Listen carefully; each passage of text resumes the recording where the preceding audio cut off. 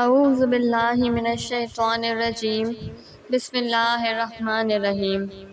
ناظرین السلام علیکم۔ ویڈیو شروع کرنے سے پہلے میری آپ تمام لوگوں سے گزارش ہے کہ ایک مرتبہ محبت اور عقیدت کے ساتھ سرکار دو جہاں صلی اللہ تعالیٰ علیہ وآلہ وسلم کی ذات بابرکت پہ درود پاک کا تحفہ پیش کر دیجیے۔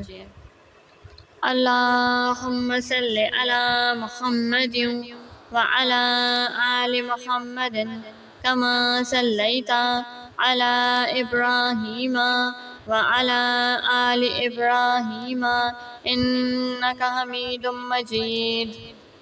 اللہم بارک علی محمد وعلی آل محمد کما بارکت علی ابراہیم وعلی آل ابراہیم انک حمید مجید۔ حضور صلی اللہ علیہ وآلہ وسلم کی وعدے کی پابندی۔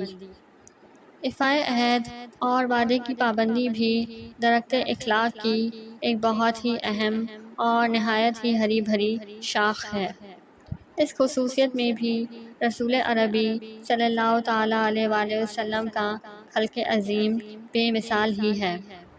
حضرت ابو الحمزہ رضی اللہ تعالیٰ عنہ کہتے ہیں کہ اعلان نبوت سے پہلے میں نے حضور صلی اللہ علیہ وآلہ وسلم سے کچھ سامان خریدا۔ اسی سلسلے میں آپ کی کچھ رقم میرے ذمے باقی رہ گئی۔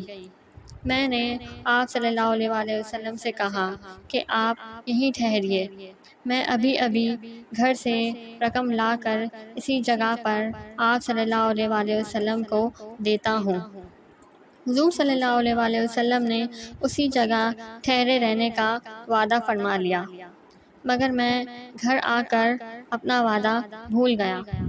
پھر 3 دن کے بعد مجھے جب خیال آیا تو رقم لے کر اس جگہ پر پہنچا تو کیا دیکھتا ہوں کہ حضور صلی اللہ علیہ وآلہ وسلم اسی جگہ ٹھہرے ہوئے میرا انتظار فرما رہے ہیں۔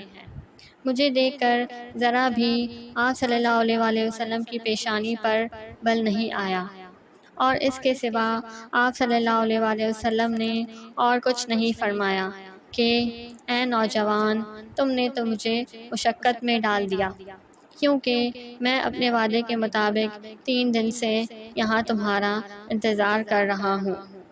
سبحان اللہ۔ وآخر دعوانا ان الحمد للہ رب العالمین۔